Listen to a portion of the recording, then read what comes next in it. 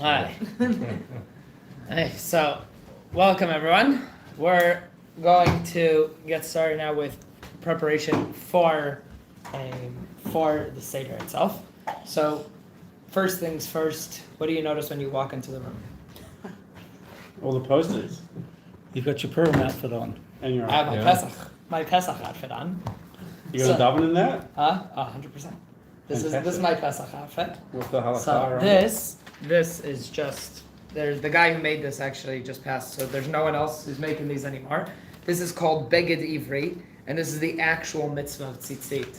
This is the garments that people walked out of Egypt with. They found these in like archaeological diggings, these kinds of clothes. Wow. So he had this made out of some Egyptian fabric, and it's supposed to have 4 corners, and then you put tzitzis on it. So this is my Pesach clothing every year for getting in the atmosphere. But everything around when you are running a Seder is first of all knowing who's going to be at the Seder and trying to create the right atmosphere. So I grew up with this, that we would always decorate the house beforehand, but then there was my first like real big change into understanding how to run a Seder was the first year that we did in America for my wife's extended family, and they have all different types of affiliation: conservative, reconstructionist, not affiliated at all, and everything just at the table. And they said, "Oh, you're religious. Why don't you run the Seder?" So I came to run a Seder the way that I know how to run a Seder, right? Like the Seder starts right after Shul, and it ends at Shacharit the next morning, right? Like that is how I grew up doing Seder. Seder does not finish before 5 o'clock in the morning ever. And I just said, okay, we're going to go through the Haggadah, and we started reading, and I explain, and I'm trying to discuss. I lost everyone very, very quickly. And then very politely in the middle of the meal, people said, thank you very much, Chag Sameach, and got up and left. And I just had a massive cultural shock with that. So the next year when we came back, I told them, I said, look, it's your Seder. What do you want from your Seder? One family said, they're very, very, very liberal, not very affiliated religiously, said, we want to talk about modern day slavery. We want to have, theological, philosophical discussions. That's what we want to have at the table. The other family had younger kids. They wanted games. So I got the kids together, and I said, okay, we're going to start by decorating. So my Seder, typically, you walk in and you walk through the splitting of the sea. Okay, that's how we always start the Seder, is I take blue cloth and I put it up, and then I have the kids decorate making fish, and then you walk through a splitting of the sea when you're walking in. That automatically puts you in a mindset of, this is not going to be a regular meal, right? It's not just another family gathering. Something different is happening tonight. Then when they show up at the table, there's all kinds of things. So these are things that I've accumulated over the years. This is from the great pyramids in Giza. As someone from the community was doing some business in Egypt, I said, pick up for me a bunch of small pyramids. So I have pyramids at my table. This is from Transylvania. I have a little Dracula drinking blood for the plagues, and this I just ordered on Temu, and you just put these little bouncing frogs out on the table to keep people entertained throughout the meal. And when you have everything set up, then you're already creating an atmosphere. Then this was just for fun with AI over the past few years.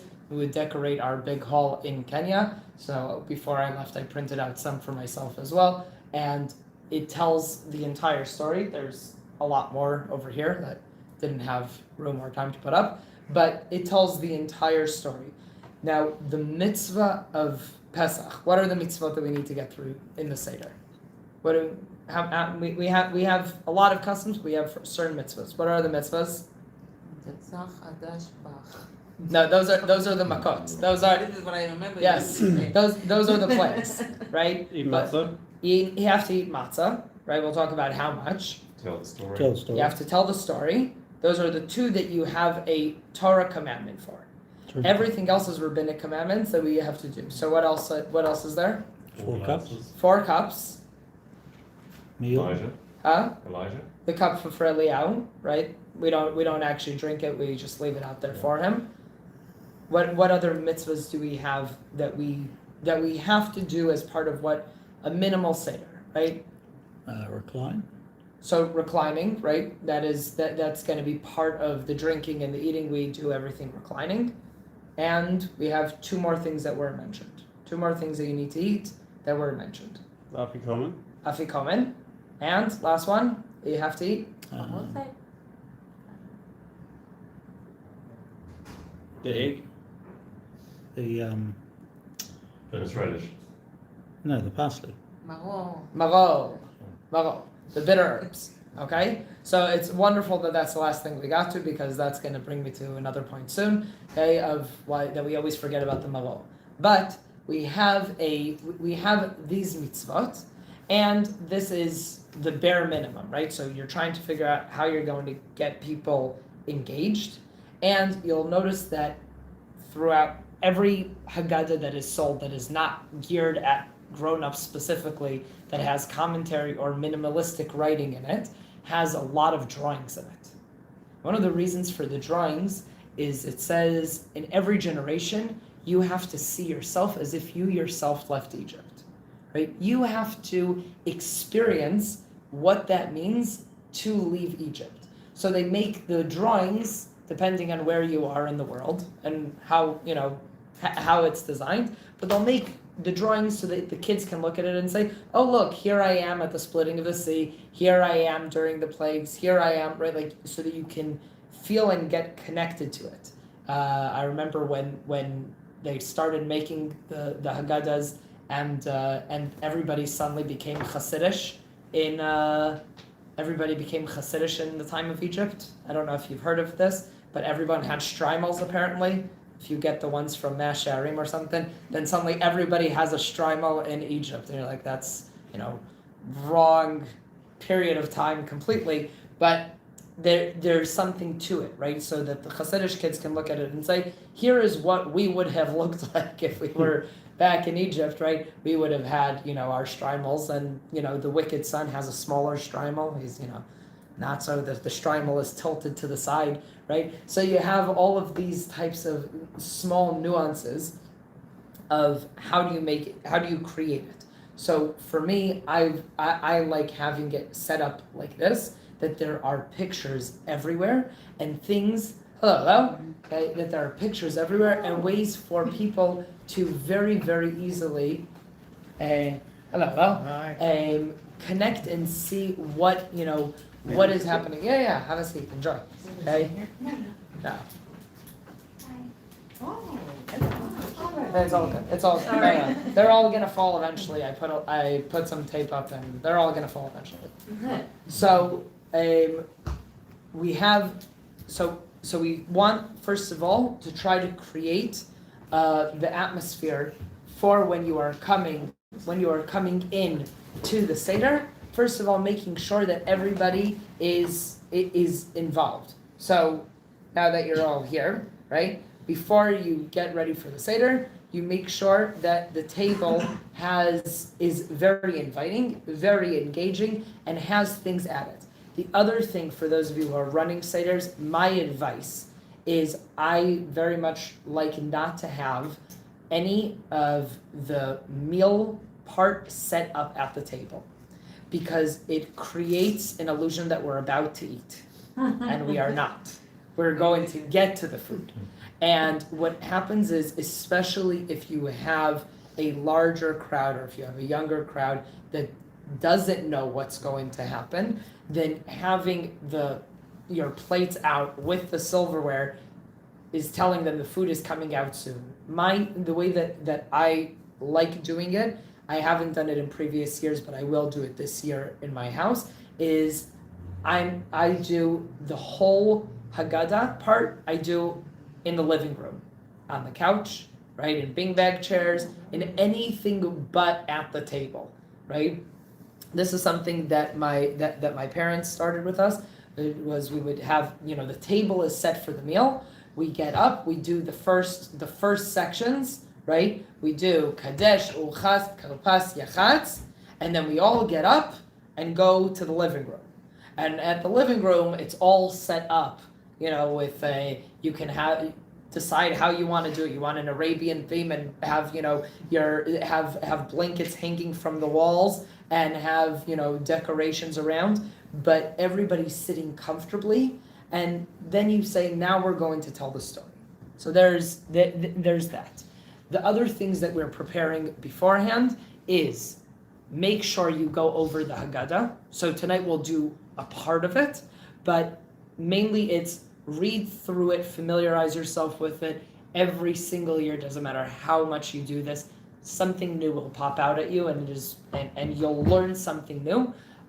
My approach to everything that I teach is if it interests me, I believe that it will interest someone else as well, right? So when I'm preparing for a class, I ask myself the questions of, oh, this is interesting or this is weird. Why is this here? And then I can start planning my own questions of what I think would be interesting, and try to read the room and see, is it interesting to other people as well? Now, the Seder night is regarded as the holiest night of the year. We have many holy days, but only one, outside of Israel, 2 nights that are regarded as holy. And in this night, we spend it very, very minimally in the synagogue praying.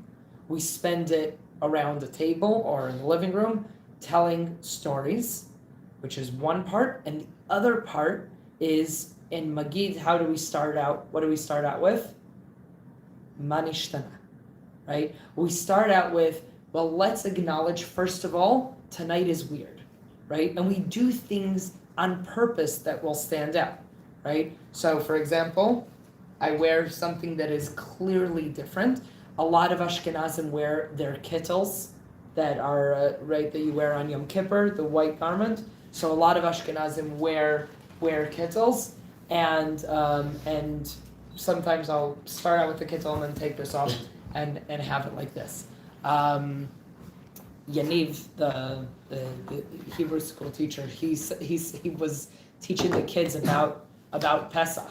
So he was telling me about it. He says he came into the classroom and he sat on one of the students' tables, and then he started, making coffee, but he made it all backwards, and he was doing everything odd, right? Till eventually one of the kids asked him, what's going on, right? So everything in the Seder we are doing so that the questions will start happening. Why are we eating karpas, right? We're taking a potato or celery or parsley and dipping it in salt water. Why do we do that? There is no real reason for it except to get people asking questions, right? So when I start out my Seder, I always show the kids I have a bag of candy with me. You can get them at the deli, right? I have a bag of candy. Every question gets a candy, right? This is, sort of positive reinforcement, right? But you want to make sure that we are using that muscle. I want you to be asking questions. I want that this is something that you will learn how to do. And if you follow the Seder itself, it triggers the questions all the time. So if you've been doing Seder for 50, 60 years with the same people, and you're just doing it the way you did it last year, no one's going to ask a question. It's just, this is what we do, it's tradition, we go on, right? Do something different. Do something that will make your family and your guests say, that's weird, haven't done that before. So I'll give you an example of something that is guaranteed that people here have not done. Karpas, what do you use for karpas? Parsley. Parsley? It's the dipping in salt water, right? We use potatoes, much better than parsley. Highly recommend baked potatoes boiled potatoes instead of parsley. But my rabbi did this for his kids. The kids were in their early teens, and he made and he brought out bananas, right? So they did karpas with, potato and salt water, and then he brought out bananas with hot chocolate, right? And he takes a banana and dips it into the hot chocolate, and he eats it. And they say that's weird. He says it's karpas. Karpas is the ancient version of salad and salad dressing. It is what was, so if you read through like the history of how the Haggadah gets compiled, you see that there's a lot of discussions of, well, what should we do? Tonight we are dipping twice. We are doing this double dip that we never do, right? What is this dipping? Well, it used to be, before that, what do we do before karpas? We wash our hands. Never wash our hands for a vegetable. In the time of the temple, everybody washed their hands before eating fruits and vegetables because it has to do with laws of purity and impurity. We have no concept of that anymore, so we don't talk about it. But maybe we should. Maybe we should relearn these things. So we go and we wash our hands. We don't make a bracha. We sit down, we eat a vegetable that we dip in salt water. So he said, what is the source of this minhag of the custom? It is to dip a vegetable in what it is usually dipped in. So vegetables are usually dipped in salad dressing. What it was the salad dressing that was available? Salt water. And that was it. So he said to teach his kids two things. One is that bananas are vegetables, and you make on a banana an adama, right? The blessing of an adama, just like how you would a potato, because it's not a real tree, which not everybody knows, and people refer to it as a fruit. Well, it's not. And the second thing is that you could dip in something other than salt water. So he says he did the traditional one so his kids wouldn't go around telling everyone that, this is karpas, it's banana in hot chocolate. But he said he wanted them to also still have that need for asking questions, something different that wasn't typically done, that is completely in the spirit of what karpas is. Okay? So you can start thinking of those kinds of things that will throw everyone off guard, right? Plantain. Huh? Plantain. Plantains. Like whatever you could, they're just not yummy. Okay, but Then there's parsley. and then there's parsley. Okay, but But wasn't it? I thought the salt water was meant to signify the tears. Yeah. so these end up being the answers, right? It's why do we do it? Yeah. The answer is so that kids will ask questions, right? Let's think of more reasons. The salty tears of the slaves, right? Why a vegetable? Why not just drink salt water, right? We don't look at karpas as a sad part of the Seder, right? So if we are looking at it in that kind of way, then we need to ask the question of, well, why is it there? Just so that we will start triggering weird things happening during during the Seder, okay? And then there are other answers, right? We can always come up with creative things. There was actually the definition of what was a great rabbi, right? The rabbis who were able to be part of the Sanhedrin, right? Like the biggest rabbis that we had, the qualifying test for them was that they would be able to tell you why you should be allowed to eat bugs, right? Give me 70 reasons why a bug should be kosher, right? It's not kosher. It will never be kosher. Give me 70 reasons why yes. By the way, your daughter did it today at the bat mitzvah class. She was amazing, right? We had a whole conversation about milk and meat together, right? And we said it. The Torah says you're not allowed to cook a lamb in its mother's milk, right? And her question was, then why are we not allowed to have chicken in milk? I says, okay, now you're thinking like a Jew, right? Those are the questions that trigger the mindset, the Jewish mindset. It's James and his Oh, daughter. it's exactly those kinds of questions that trigger the Jewish mindset. So while the answer straight out of why do we have karpas so that kids will ask questions. It's not the only answer, and I will give you 1,000 more answers of what, right? Like, so that's part of it. And I also very much believe in if you do not have an answer, tell your kids you do not know the answer, right? It's really, really important for kids to say, hey, you know what? How about we look this up later? After the Seder, we'll check this up and I'll get back to you. Does anyone have an idea of what other answers could be, right? There's a fear that a lot of specifically fathers have, right? Is, your kids look up to you, you need to give them an answer, right? Kelvin and Hobbes. Yeah. I'm saying you guys are educated. Kelvin and Hobbes, good. Okay, Bill Watterson, a very important comic book. Okay, his father is the classic example of a father who knows nothing, right? But will constantly be making up nonsense so that his kid doesn't realize how much he doesn't know, right? So while there are a lot of things that we don't know, right? And if you want your kids to stay curious, have them keep on coming to you. You need to be able to say, I don't know, let's check this up together, and open up for the room and say, that's a great idea, that's really interesting. So I give a candy for every question and a candy for every answer. Hello? Sorry. I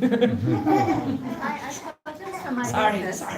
I apologize, but can you have it not so cold? It's quite. Oh, yes. Yeah. I don't think I could sit for 2 hours in this. Turn it down, but Okay. I don't know. I'm trying to turn it off. Thank Okay, there you go. Thank Okay. you so much. So with what we're trying to trigger is next one. Okay, good. It's just gonna be my time frame. So, which ones? Well, But so not before all we're of done. these are still staying, which is impressive. So there's you will always find more answers. Always. There's always more answers for things. You just need to see, can you, what is the core answer? The core answer for basically everything that we're doing is to make sure that the kids that the kids will ask questions. Okay? So we said decorate. Make sure that your table is set and inviting, and make sure that what you are creating is an atmosphere that will be interesting for people and put them a bit in the mindset of this is not another Shabbat meal, right, with the family or with extended friends or whoever else is there, but rather this is something special. That's one. Two is making sure that you go over the Haggadah so that you are prepared and you can think of questions to ask. What do you guys think of this? And then you have other small preparations. It's preparing the Seder plate, right? So the Seder plate has everything that you need, and basically every Haggadah has a picture of a Seder plate and how to set it up. And just briefly, so we have the zra, which is the shank bone, the beitzah, the egg, the maror, which is the bitter herbs, the karpas for the karpas, so either parsley or potatoes, the chazeret that you dip the maror into, and the charoset for the hillel sandwich. Okay? Now, with this plate, there are a lot of things that people, again, this is so people will be asking questions, different customs on how you set it up and what ends up going in the plate. But we'll just briefly explain all of them. So the zra is in memory of the Korban Pesach, the offering that was brought on Pesach. This is a shank bone. It could be a chicken bone, okay? If it's cheaper, you're not allowed to eat it anyway, okay? So that's a very important thing that not everybody knows, is we do not eat this one at all. It is supposed to be burnt on a fire, as that is how the Korban Pesach was prepared. It was directly on the fire, and you don't eat it, right? So it still needs to be kosher because everything on your table should be kosher. You make sure that whenever we're referring to the Korban Pesach, we don't point at it, we don't pick it up, we don't. So we're gonna say this matzah. Why is this matzah? This mar. Why are we eating mar? You don't refer to this as the Korban Pesach. This is in memory so that you know that you're supposed to have a Karban Pesach soon when Mashiach comes. And you burn it before. And you burn it beforehand. The Beitzah, the egg, is therefore the Korban Chagigah. Korban Chagigah is the offering that was brought for every single one of the holidays. So Pesach, Shavuot, and Sukkot. There is another one that was brought, and this is hard-boiled eggs, and you put it out. Usually people put one on the plate, but we'll make a whole bunch of them for the actual meal. So there are customs of eating the hard-boiled egg as part of the meal in the beginning of the meal in memory of the Korban Chagigah, as the Korban Chagigah was not an egg but rather a bird. Okay, so while it's there to symbolize, no one would ever confuse that. Maror we typically use today. We use lettuce. Lettuce is a perfectly good maror, and it is also the proof that it is bitter and gross, and that we should not be eating lettuce throughout the year. Okay, so whenever someone tells you that you must eat your veggies, tell them that the rabbis have disagreed about this for centuries. Okay, then you have the chazeret, which over here the pictures are switched because there are different opinions about this, which is the horseradish, right? And that you add in. Some people do, some people don't. I do not. I suffer enough with eating the lettuce. Then we have the karpas, okay? That is the vegetable. Some people have the salt water next to it on the table as well. And the charoset, that is supposed to symbolize the what? Mortar? Cement, thank you. The cement, okay? The cement, it's supposed to look like cement. It's not supposed to taste like cement. It's supposed to be sweet, and different communities have wildly different customs on how to make it, and different Ashkenazi communities have wildly different recipes, and Sephardic communities have different recipes, and Ben & Jerry's sells charoset flavored ice cream in Israel for Pesach. So, I think they pick the Ashkenazi side of apples and cinnamon and walnuts. So that is your Seder plate, and your Seder plate is in the middle of your table. You have your matzah bags. So these I made in Kenya, my African Judaica collection. You can buy them at the deli. And there's supposed to be a place for 3 matzahs.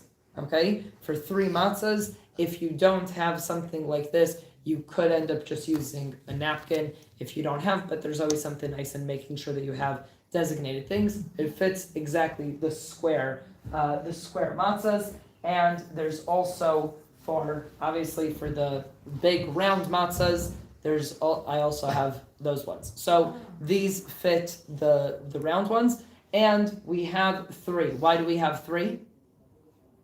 Why do we have 3 matzahs? Any ideas?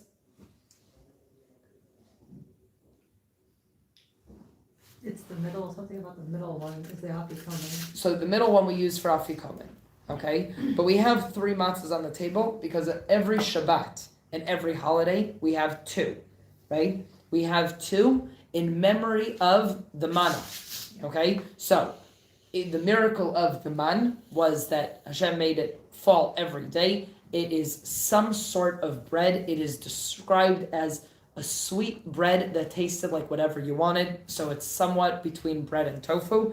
And it was whatever you wanted. And here is another proof not to be vegetarian, is the nation complains afterwards that even though it tastes like meat, we want meat. And right, so it's not enough of an answer to eat tofu. So you have you have every day, and you were supposed to collect the amount for your family, right? So I would go and I would take 5 pieces, right? For me, for my wife, and for my children. And if someone would take more than that, then in the morning, there would be worms in it, right? It basically self-destructed, right? It was always enough for what you needed, but if you thought that you needed to take more, it means you don't trust God that there will be tomorrow. My family is a foster family for many years, and very often kids that came from houses of neglect, when they would show up to the house, they would eat dinner, and then they would always take some things off the table and hide, and you would find it like under their pillows, right? That they would hide food because they weren't sure when's the next time they're eating. You had this with Holocaust survivors, right? With people who have been deprived. So leaving Egypt, right? We didn't always know when our next meal was. There's a lot of suffering, and because we're so distant from it, it's hard for us to think about the amount of suffering that actually happened in Egypt, right? But it was a Holocaust, right? When we were talking about what happened, we had to had a quota of bricks. And it's described, it says, if you didn't have enough bricks, the Egyptians took your child and put him instead of a brick, right? There was all kinds of horror that happened over there. Now we read it and we go, let's sing the song about Avadim Mahino. You're like, that's a little very, very cheerful for what we're singing about, right? And you realize that where we were at, it was slavery, it was oppression, and it was just destroying a nation, right? So when we come out of Egypt, then Hashem says, I will give you food. It's magical food that will rain upon you every day. What's people's first instinct? I get food now, it's amazing. I don't trust that it will be here tomorrow. So Hashem trains us and says, it will be here tomorrow. And the food that you brought as leftovers got destroyed, right? So the next day, they had again. On Friday, they are commanded to take a double. Because on Shabbat, it's not going to come out, as you are not allowed to carry things on Shabbat. Make sure that you bring in ahead of time a double portion. One for Friday, one for Shabbat. Okay? Now, for Pesach, we have, again, the top one and the bottom one are our regular double one that we have for every single Shabbat and every single Chag.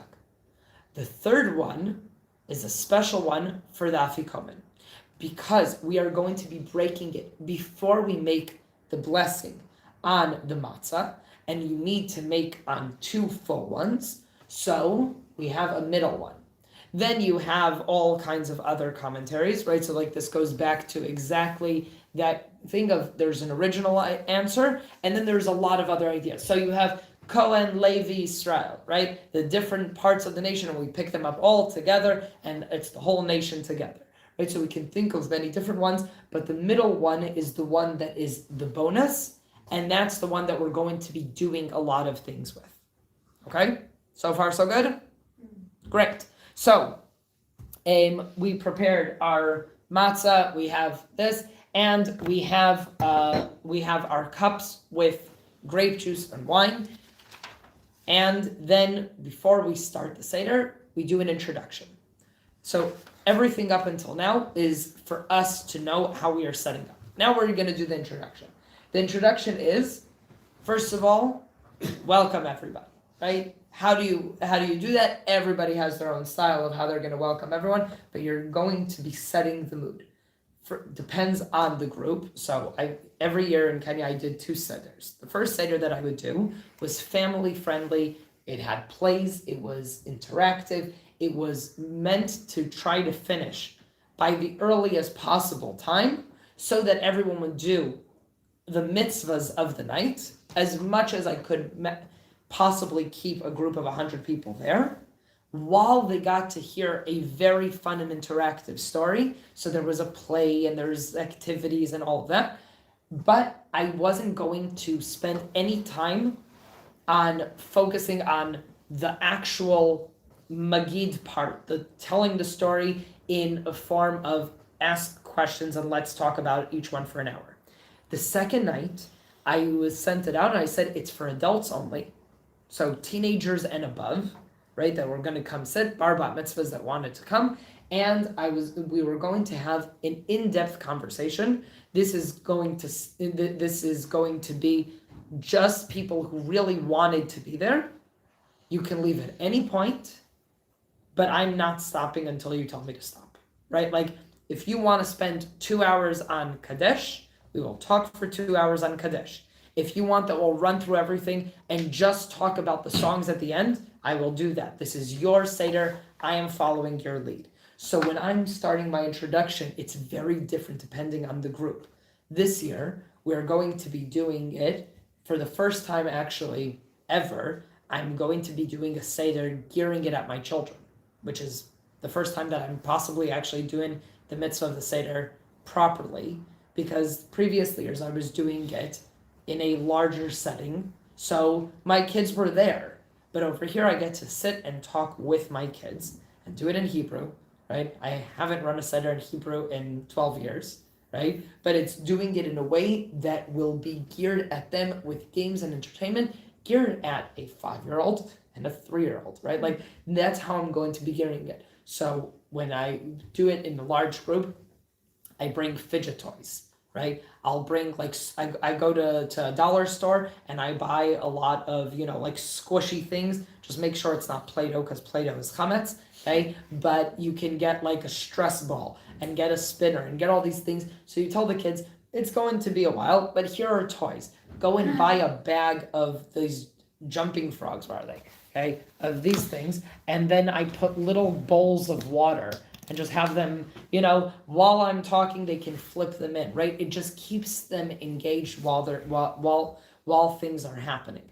And I always had, I didn't make one this year, but I have a big poster behind me, and whenever I'm doing with a large group, with the entire wheel of the Seder. And it says, Kadesh, Uchat, Karpas, Yachat, goes through the whole thing. I have little pictures, right? And a big picture when we get to the food, so people know when that's coming. And I have an arrow. And I'll have someone usually that I will give them a job. They'll say, you're in charge of whenever we are getting to the next one. I'm going to say, okay, now we're at Urchat. And you go and you move the arrow a bit. And that way people have very clear expectations. I've learned that if you don't have really good expectations with the people at the table, people lose patience. But if you tell them, we're going to get to the meal by 9 o'clock, right? There are carrot sticks on the table if you want a nash, right? But we're going to get to the meal at 9 o'clock. Now, from a halachic perspective, you aren't really supposed to be eating anything until you get to the meal. You're supposed to have karpas, a little bit, so that it's not actual meal. Then you're supposed to have the matzah, the maror, and then the meal. Up until that point, you're not really supposed to be eating. If you're doing with a larger group with less affiliated, that people are going to have a hard time and will not come to Seder, which is what we ended up having quite a lot in Kenya. So we put out little things for people to nash on so that they would be able to survive the full hour and a half. Yes? It's quite interesting because I have noticed Seder tables with dipping not just the parsley but also dipping the egg. Yes. So that's quite filling. Yes. So dipping the egg, the custom of eating the egg and dipping it in salt water is at the is at the meal already though, not before the meal. Okay. Yeah. So like the Seder plate pretty much besides the karpas stays ready until you get to maror, which maror is going into the meal. Okay. So my introduction is. Welcome everyone. It's going to be a great night. Here is the plan. You can see it behind me. We're going to be going through and let's all sing the song. Some families know a song, some people don't. Some communities have it. So I just say, does everybody know it? Everybody says yes. I say, what tune would you like? And everybody says, oh, everybody knows my tune. No one ever knows your tune. And then I say, I'll just sing my tune. And that's what ends up happening. And about 30% of the people know it because that's just what ends up happening when you're running Seder for 100 people. So we just do Kadesh Uchat Kalpahas Yachat Magid Rachta Motzi Matza Maror Korech Shulchan Orech Tzafun Barech Halehel Nirtza. And you tell them, this is what we're going to be doing. Kadesh, we're going to be making a blessing on the Kiddush. Then we're going to wash our hands. We're going to come back and have this. And give them a 1-minute rundown of what's going to be happening throughout the entire thing. Then you go back and you repeat it afterwards with each one, a little bit more of an explanation. It very, very much helps. That's the first one. Then I tell them, I always start out with saying that I have a bag of candies, and you get candies for questions and candies for answers and candy for thinking mani shtana, right? And it always motivates people. It also motivates grown-ups okay, to participate more. They find it funnier that they're also getting candy. You can go and buy a bag of marshmallows, right, and just like keep on throwing marshmallows at people, chocolate chips, right, and whatever you want, and then it keeps people engaged. Then depends on how you're doing it. So who's having just give or take, how large are your Seders, and if you are having people outside of your family? 11 people. 11 people, Yeah, all outside family? of family, yeah. All family Outside or of our family. outside of family also? Let me see them. 27. Yeah. All family or outside family?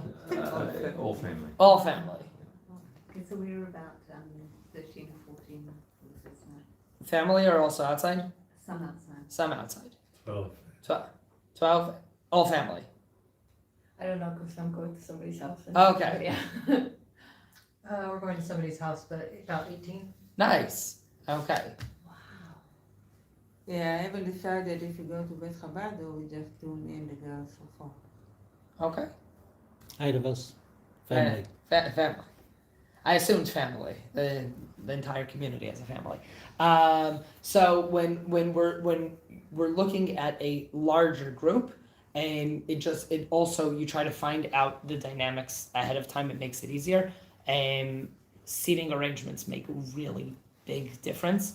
You can have we would set up for 100 people, right? So we have round table, and we're gonna put all the French speaking people together, right? Because they would like to speak at the Seder in French together to each other, right? And then you would pick all the young couples together and the people that it just fit, right? And you set it up, and the dynamics will run way smoother. Then you tell them depends on how you want to do it. So this is how I would run a Seder. This worked for me. You can create something similar, or again, I do sell these packets themselves. These are questions and missions, right? So you can have them as only part of the meal, or if you want to have them, you can have them as every single part of the Seder. We'll stop and someone will pick up a card. So we go like this. Sander, pick up. Do you want a question or a mission? I want a question. Okay. Question. Okay. Why do we lean at the Seder?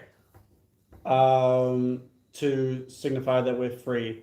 Wonderful. You got a candy, right? So there's questions and missions. All right, Garth, what do you want? Mission. A mission. Okay. Moshe was a shepherd, and this is one of the reasons Hashem chose him to lead the nation. Tell us about one of your teachers or role models and what makes them that. You want an answer? I want an answer. The rabbi, because he teaches us about the Seder. Okay. You thought mission would be easier. So we I thought I have. was going to have to dance or sing or something. There are some of those. There's ones of debate Paro, right? You're on Moshe's debate team. You are Paro. Try to explain why Paro's speech takes 60 seconds to deliver a speech as Paro explaining why you shouldn't let the Israelites go, right? So you just have fun with it, and when you end up having a group that this can work for a lot of groups. This happened to be a great icebreaker when people come from very different places, and you just put it out on the table and decide: are you doing it between each one? Are you doing it as part of the meal and just have it go around? And one person just says, it's your turn, mission or question, and then you go around like that, right? So different small things like that can make it very dynamic, right? And just make the whole Seder more entertaining. And then I finish with my introduction by saying this story, and you can take it in whatever direction you want. The story goes like this. This is from Rav Nachman of Breslov, who is, besides being a great rabbi, one of the things that he was famous for was his storytelling skills. Reading them in different stages of your life, you will read them very, very differently. And that is the power of that story. And the reason that he wrote stories was he was writing a lot of teachings that weren't acceptable in the wider Hasidic community, because he was talking about us as from a very low place, as opposed to the rest of the Hasidic world of the time that was talking about how to be a tzaddik And he was referring to us as, what happens when you're a wicked person, right? And sin is part of life. And how do you get close to God even when you feel so distant? And they basically banned his books originally because they said, you're legitimizing sin, right? You're basically looking at it and saying a person could be in the lowest place on earth and from that place elevate himself, right? Like I know in myself that one of the things that pushed me in a very positive direction was a very negative place that I was in, right? I was with the wrong crowd in the wrong place, and that was a wake-up call for me to go in a different direction. That means, according to Rav Nachman's philosophy, that me being in the bad place with the bad people wasn't a bad thing, because it pushed you in the right place. So what ended up happening was his books ended up getting banned by the Hasidic movement, and he wrote instead of it storybooks. And he says no one can argue with the story. And inside of it are hidden all of his teachings, and they're extremely powerful. This is his Pesach one. It's called Ma'aseh Mimaro, the story of Maro. And it was a Jewish man and a German were they were both of them are beggars, and they get to it's coming around Pesach time, and the Jewish guy tells his German friend, he says, listen, we'll go together to a Jewish community, put on a kippah, right? Put on tzitzis, pretend you're Jewish, and if you walk into a shul on Erev Pesach, someone will invite you for Seder. There's no such thing as you won't be invited for Seder, and Seder is an amazing experience. We'll eat like kings. Okay? They get to the shul. He sits through all of davening. He has no idea what's happening, but German and Yiddish is close enough, so he's able to communicate with the people at the community. And after services, obviously, both people are taken to different houses to join for meals. They agree that they will meet back at the shul where they will be sleeping, as was very, very common for beggars to sleep at the shul in Europe 200 years ago. So they go in the morning. The Jew comes back at 5 o'clock in the morning, full, and his friend is upset beyond belief. He's fuming. And he asks him, he says, do you not have a great time? He says, you sadists nation. Right? Like, well, what's the matter with you people? He says, I come there. The whole table is set beautifully. And then we start and we have a cup of wine. It's a good way to start a meal. And then we go wash hands. Great. And then they give me a little bit of parsley. Dip it in salt water. So, say, okay, it's an appetizer. Little strange, but sure, right? Then they go and they reach for this cracker, break it and hide it. Don't really get what's going on over there. And then they take out a book and they read for 4 hours. So I pull through and say, okay, survive that. The cracker came back out. Says, so I take a bite out of this cracker and my mouth is dry. And then they bring me from this royal plate in the middle of the table. They say, okay, now we're going to be eating, right? Now we're starting. And they bring out and they take a bite of this thing. It was horseradish. And you sadist bastards, right? This guy runs out screaming and cursing these Jewish people for all that they've done. And he says, now my mouth is on fire. I'm starving, right? And that's it. He says, if you would have waited another 30 seconds, you would have eaten like a king, right? But you left it. You left, right? Now, Rav Nachman ends the story over there. Whenever I was talking with a large crowd, I would always say, it's going to be long, but the food is worth it afterwards, right? Just giving that kind of mindset.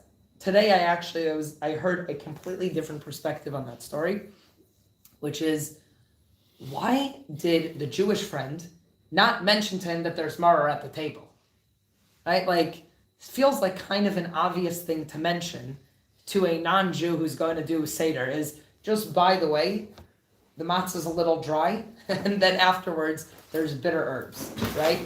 Like, why at no point did he say that? And the other thing is the host doesn't tell him in the story either that there's bitter herbs. He just gives him, he's like, here, have some wasabi, right? This is sweet, right? Like, why is no one saying it? What do you think? Because that would change the experience. You're saying it should shock your system. When we did it beforehand, when we went around the table and asked what are the mitzvot, it took a while until we got to Marol, right? And there's something about it that actually just now, from the place of being in an active war, it helps put in perspective. And it is, we don't remember the Marol. Ask people what they remember from the Seder. No one remembers the Marol. It's not a part of the Seder, right? And it so much is. Ask a Jewish person about our history and where we are and who we are. We've been through a Holocaust. Go and ask, right? Like, we're in an active war. We are still considered one of the country. We're always like on the top 10 of happiest people in the world. You go like, what's the matter with us? Right? Like, why is Israel still considered a country that people are happy in while we're at war, after all persecution? It does not change our perspective. And part of it is the same reason that a woman would have a second child, right? Is childbirth is painful, and it's not, every woman experiences it differently, but it's not necessarily something that you would want to do a second time. But there's a lot of good that comes after the child is born, and then you don't remember the bitterness, you don't remember the pain to the same extent. There's actually like physiological changes of the brain after you give birth, so that you don't remember that kind of pain. I think that is something that for me stands out this year, as while the Marol is a part of the Seder, it is not what we focus on in the Seder. So you can't skip the Marol. It's one of the mitzvahs. You must eat the bitter herbs. You must remember that there was pain and suffering. But we do not focus on that. We focus on the miracles. We focus on the stories. We focus on, we're going to sit and dine like kings. Okay? So that is my introduction. And then I always say, and now I'm going to give a few quick halachic rules so that we can follow and do the Seder properly. We have to eat a certain amount of matzah, right? How much matzah do you need to eat at the Seder, right? How much matzah do you need to eat? So these are, hello, okay? How much matzah do you need to eat at the Seder to be yotza the mitzvah of the Seder? Like an olive, right? A kazait. So the measurements that we have for food, right, is always by basically crushing it into the size of what they measured an olive as. So it's not our tiny little olives, but rather a proper Israeli olive of those times. So they're slightly bigger. And if you crushed a machine matzah down with no air in it, you're talking about between 1/3 and 1/2 of a machine matzah is 1 kazait. Okay? So the minimum for the matzah, right? So we said, what do we have for the Seder? Kadesh, Uchatz, Karpas, Yachat, Magid, Rachza, Motzi, Matzah. We make 2 separate blessings. You need a kazait for Motzi, a kazait for Matzah. So I repeat it again when we get to the matzah, but I'm going to say all of these mitzvahs that we do, we are going to be doing them in this fashion. So I'm going to tell you the measurements, and I expect that people will try to follow them. I don't, I'm not going to be measuring out for people how much they're eating, but the minimum would end up being about 1/3 of a matzah, and the proper one would be half a matzah. So for motzi matzah, where you need two, you need somewhere between 2/3 of a matzah and a full matzah. That's Matzah and the knedel counts? no. So Sfaradim and Teimanim. So in Israel, we did this. You can't do this outside of Israel unless you have a community who knows how to make Yemenite matzahs. But we eat Yemenite matzahs in Israel. Okay, that is part of my custom, and they are soft matzahs. It's like a lafa. Okay, now they're thick and they're very filling. So a kazait of that is about a matzah piece that big, as opposed to a full thing. But it's filling. Like you eat it and boom, it lands in your stomach. You feel it, right? So it's not as easy to eat a lot of it, but it tastes much better. The matzah and the box that it comes in tastes the same. There's that's sort of the advertising, right? It's you can eat the packaging as well, and it tastes just like the matzah. So when we're looking now at the amounts, we said you have about a full matzah for your first part of the matzah. The second one is we're going to be drinking 4 cups of wine or grape juice. But tonight, as we are all free men and women, we are celebrating as kings and queens. Therefore, we do not pour for ourselves. Everybody will pour for other people at the table. Okay? So I pour for my wife, she pours for me, or we just go around pouring. If you have a problem as far as you have a non-Jewish person at the table, and you are going to have questions of can they pour wine for you or not, what I have done is I've designated people that say, oh, you are in charge of pouring wine for everyone and I will pour for you, right? I find the one Jewish person at the table that I'm sure is Jewish, right? I say, here, you're pouring for everyone, and then I will make sure that they have that is poured for them.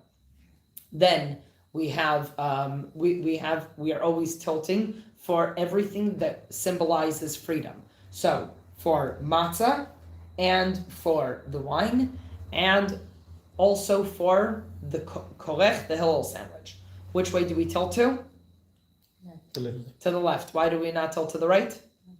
Because you will choke and die. It's like that is the reason. It's if you tilt to the right, your trachea and esophagus don't align the same way. So over here, if you're leaning to the left, you are a lot less likely to choke.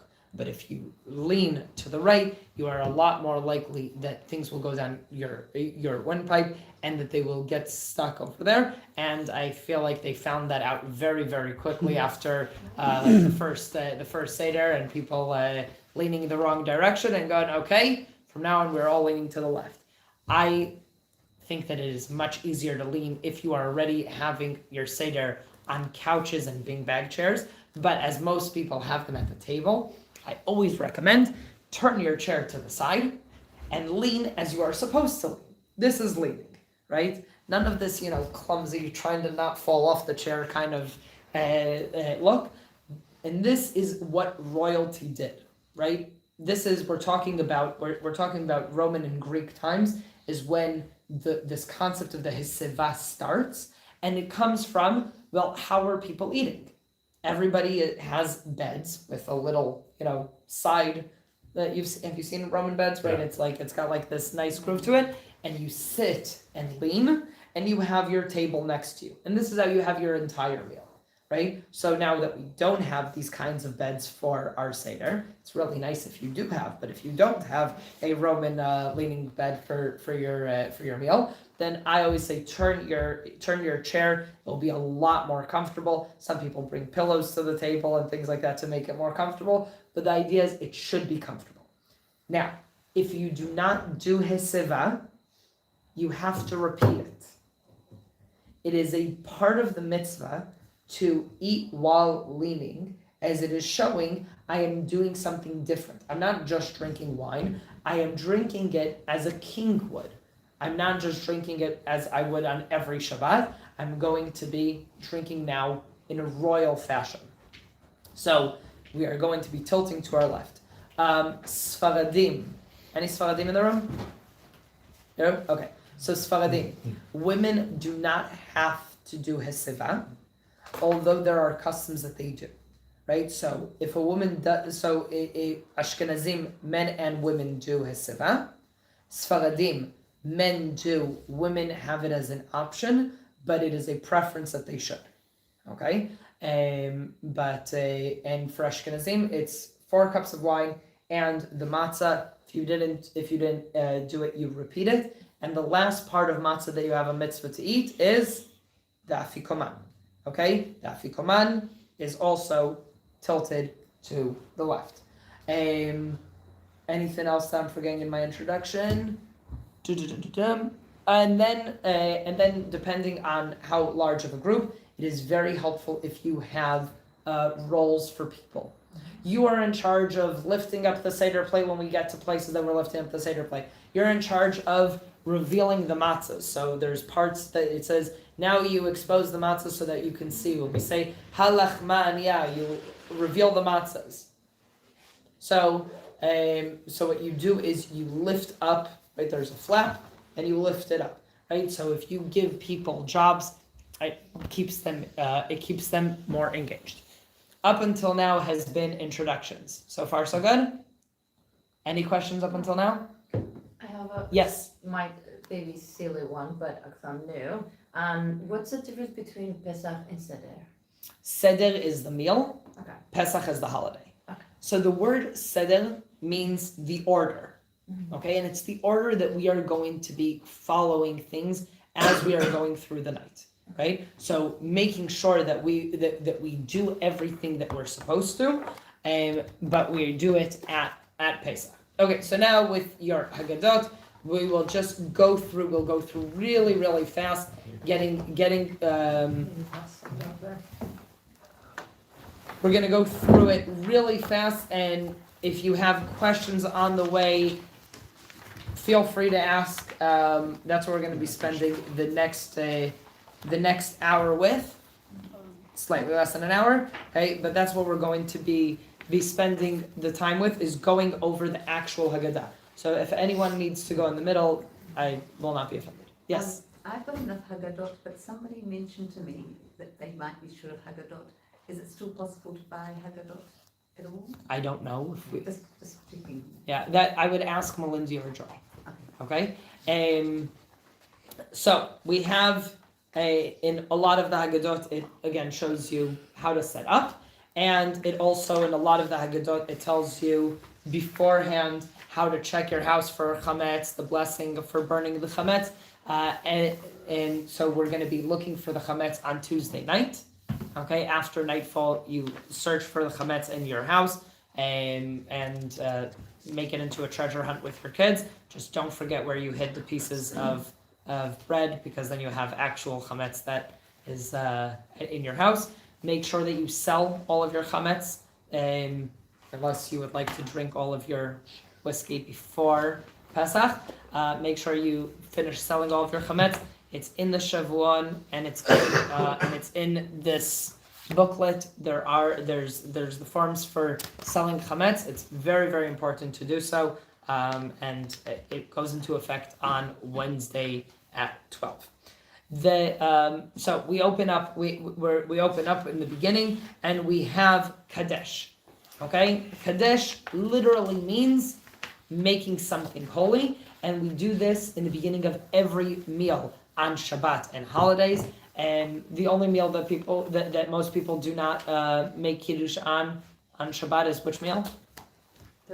Third meal, and even that, there are those of us who do as a Hasidic custom. So there are also reasons to do at every single meal. So we start out with making Kiddush. This year it's simple, as we do not have as it's not going in from Shabbat or to Shabbat, right? So it's fairly easy, and we stand up for the blessing, and then we sit down and we make the Shechianu. Shechianu we are going to be making for all of the mitzvahs of tonight, and we need to have in mind whenever we're doing a mitzvah that it's intentional. Okay, we don't get to be accidental Jews. We actually need to have intention for what we are doing. So you need to stop and think and say, I'm about to be doing the first of 4 cups of wine. Okay? First of 4 cups of wine. So have that in mind. I always like just to tell people before Kiddush, keep in mind, it's the first of 4, and then we lean to the left, right? So I always just, after I make the bracha, I have everybody lean. I make all of the bracha, but then in the end I say, and now everybody was going to say the Shechianu together with me. Women who lit Chag candles say the Shechianu over there and not at the meal. Okay? So when you say the Shechianu for lighting candles, you have in mind the Seder as well, and then everybody else says the Shechianu over here. Okay? Then we drink. You do not need to drink the entire cup. You need to drink the majority of it. Okay, so make sure you have a nice size cup. It bigger than a shot glass, right? Like I think you're trying to remember the exact measurements in I think it's 46 milliliters is the smallest cup. The 46 or 58 different opinions, but those are the smallest cups that you could, and you need to drink the majority of it. Okay, so if you don't have a lot of wine, you suddenly had extra unknown guests that showed up, and you weren't well prepared, right? So then you would take and you would drink less than a full cup to make sure that everybody has. Okay, then afterwards we get up and we go and wash our hands. When we go to wash our hands, this is the only time that we're washing our hands without a bracha. We wash our hands, and we come back to the table. This is ulchatz. Another great opportunity of why are we washing our hands, right? We're going to be washing our hands again soon. We possibly washed our hands before we sat down to the meal just out of cleanliness. Why are we washing our hands now? Start a conversation, discussion about it. The reason for it, the main reason for it, has to do with purity and impurity. Okay? Tuma and tahara. We don't go to wash our hands. We wash our hands at the table. Okay, so different. It depends on how your setup is. It's great to wash your hands at the table. Okay, it's great to wash your hands at the table. This is also part of Bnei Melachim that you should not be getting up, and rather, I would rather that someone is going around and washing for different people.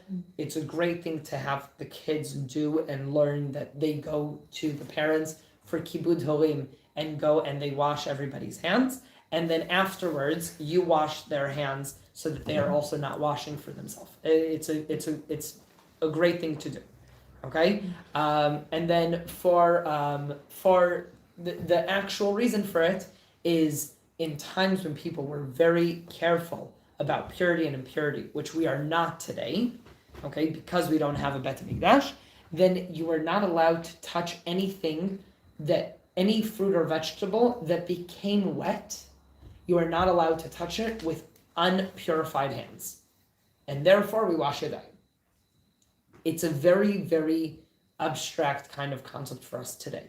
But just so that you have it in your mind, that this is something to remind us of the customs, of the halachas that were around in the time of Beit HaMikdash, and it should be built soon in our days, we need to know, right? So there's that. Then we get to what? What's the next one? Karpas. Karpas we talked about already. So we eat this without hesiva, without leaning. Why without leaning? Remembering that we were suffering. This has very little to do with suffering. Why without? That's the marar. The marar is the only thing that we focus on the suffering. Hey, this is not. This is the purpose of the karpas was what? The main purpose. Huh? Appetizer. So the kids will ask questions, right? That is the main reason that we have a vegetable that we're dipping in salt water. Everything else afterwards is we need to find other excuses because they ask questions. They ask, why are we doing it? And the answer is not only so that they will ask, so you come up with ideas. Spring, the suffering, the tears, but the reason is so they'll ask. So we don't lean. Why? So they'll ask. Right? We're trying to trigger something. I want them to be asking questions, right? That's Karpas. Karpas has really one purpose only, okay? And like I mentioned in the beginning, you can find other ways to make Karpas engaging, like dipping something else, like a banana, in hot chocolate, okay?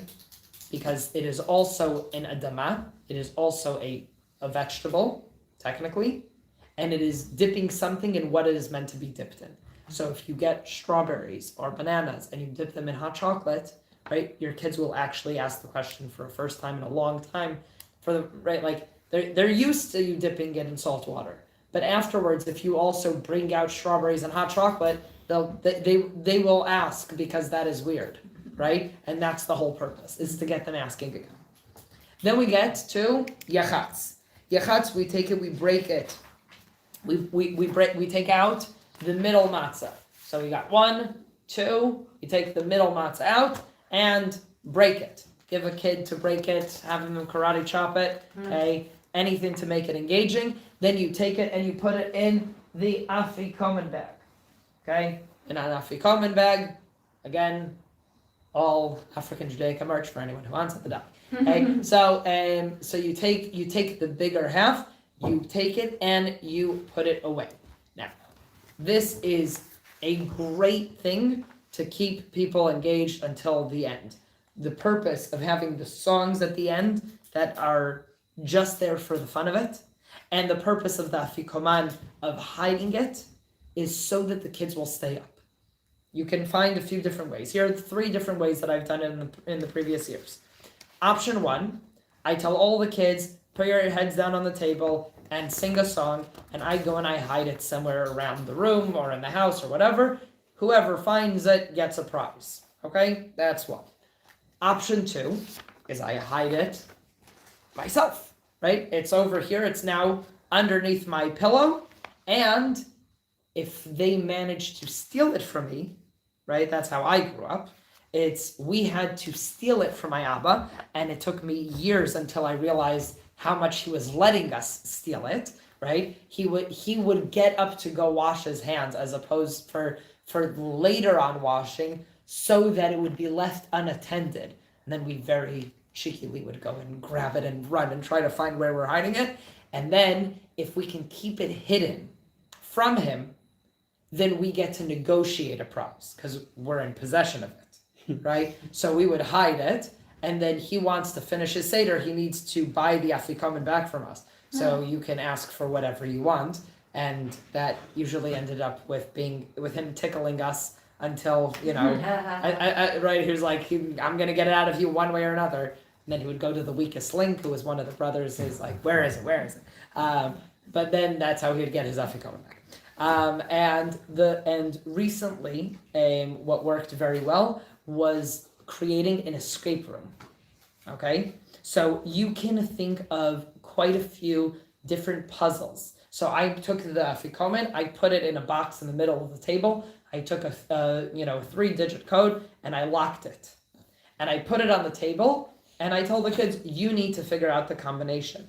Here is the rules, and I give it to them during the meal. So now the grown-ups get to have the grown-up conversation and just, enjoy that. And the kids are all sitting there with a few pages of instructions of trying to figure out what the code is to the safe. And then they get the afikomen. If they get it, they get the gift, right? Then they get the prize in the end. So that's also fun. Okay, then we get to the main part of the Seder, which is Magid. In Magid, it's really, really important to remember, the goal is to tell the story. Halachmania is in Aramaic. Willing to bet that the majority of the people at your Seder table are not fluent in Aramaic, right? Then afterwards, it goes through Manishtana, that's questions that the kids are not getting answers for, right? And then it's telling a story in a very learned way, right? So remember that while it's really important to read Magid, and we'll read through it now and get a little bit of ideas of things that you can talk about or things that you can ask everybody and see what it sparks for them. And it's just really important to remember your kids and the participants over there need to have left the Seder hearing the story, right? We were slaves in Egypt. Hashem heard our cries, and took us out. There's that minimum, telling it in a way that people will understand. This is compiled in the most interactive way that worked for generations. But if the people at your table will not understand and will not leave with that understanding, it is important that you stop at a certain point and say, while we are all going around and here, you'll read a passage, okay? I want to tell you the story. And every parent has an obligation to stop and tell their kids the story, and it doesn't matter what age those kids are, right? If the kids are grown-ups, you still need to tell them the story, and you tell them, say, this is the story. And we'll get to that in a second. Okay, halachmania. Halachmania is in Aramaic because people no longer spoke Hebrew well. This is the same reason for the Kaddish being in Aramaic and a lot of prayers that became in Aramaic. It was people weren't always so affiliated, but then they would show up when they have a yahrzeit, they have a Kaddish, and they need to be able to say something that they can understand, right? People aren't so affiliated, but they'll show up to Seder. They need to be able to understand what we're saying. Halachmania, here is the bread of oppression, right?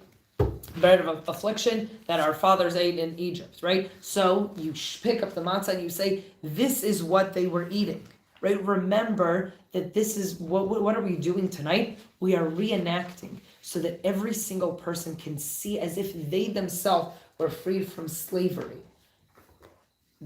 There's hostages that were released and talked about their Seder afterwards. And they say, when you think about it from what it means to be released, when you talk about when you have the group from in Uganda, when they do their Seder, they also talk about leaving Egypt, but also the oppression that they were under Idi Amin, okay, who massacred them for their Jewish identity, right? There's a group of Ugandans who decide to convert, and they are known as the Abu Yadaya, and they didn't even go through a conversion yet. But everybody in the local tongue referred to them as Abu Yadaya, which means the Jews. And when Idi Amin heard that there was a group that was self-identifying as Jews in his country, he came in with the army and massacred. And they escaped and they got to these caves, and the caves became their first shul. And there's like writings on the walls of different tefillot that they had over there. But when they have their Seder, they talk about this as part of their